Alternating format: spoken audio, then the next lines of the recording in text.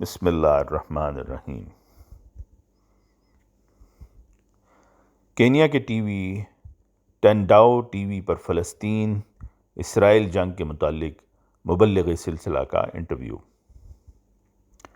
29 نومبر کو کینیا کے ٹینڈاؤ T V station پر مکرم ادی ابواؤ صاحب مبلغ انچارج ویسٹرن ریجن بی کی قیادت میں 5 افراد پر مشتمل ایک وفد نے انٹرویو دیا۔ اس انٹرویو میں امیر المومنین حضرت خلیفۃ المسیح الخامس اید اللہ تعالیٰ بنصر العزیز کے خطبات و ارشادات کی روشنی میں جماعت احمدیہ کا فلسطین اسرائیل کی جنگ کے متعلق موقف بیان کیا گیا۔ اس 1 گھنٹہ کے انٹرویو میں اراکین وفد نے بتایا کہ جماعت احمدیہ عالمگیر ایک پرامن جماعت ہے اور ہمیشہ امن کے قیام کے لیے کوشاں ہے۔ 1 دہائی سے زائد عرصہ سے حضور انور اید اللہ تعالیٰ عالمی امن کے قیام کی طرف دنیا کو توجہ دلا رہے ہیں۔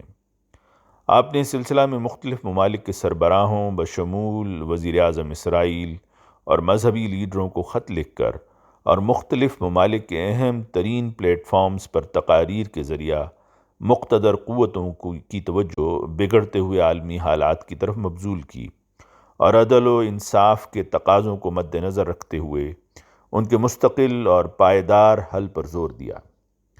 گزشتہ کئی سالوں سے آپ تسلسل کے ساتھ یوکرائن اور روس نیز اسرائیل اور فلسطین کے تنازعات کے حل پر زور دے رہے ہیں اور پوری دنیا اور خصوصاً UN کو متنبہ کر رہے ہیں کہ اگر ان مسائل کے منصفانہ حل کی طرف فوری اور بھرپور توجہ نہ دی گئی تو پوری دنیا کا امن خطرے میں پڑ جائے گا۔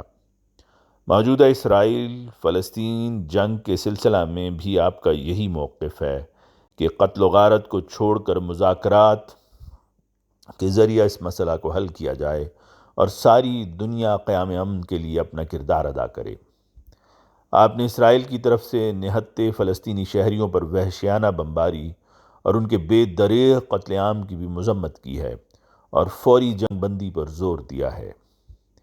اس وفد نے یہ واضح کیا کہ پوری جماعت احمدیہ عالمگیر اپنے خلیفہ کی اقتداء میں امن کے لیے اپنی آواز بلند کر رہی ہے اور وائسز فار پیس کی مہم کا حصہ ہے، اور ہم کینین احمدی ملک کے وفادار اور پرامن شہری ہونے کی حیثیت سے اپنی گورنمنٹ سے اقوام متحدہ میں قیام امن کے لیے آواز بلند کرنے اور عدل و انصاف پر مبنی فیصلوں کی تائید کرنے کی درخواست کرتے ہیں۔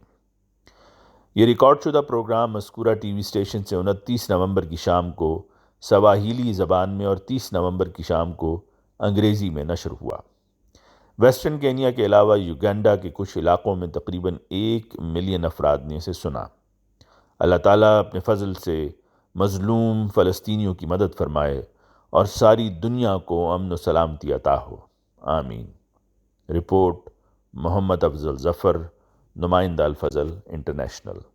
آواز مرزا عمران احسن۔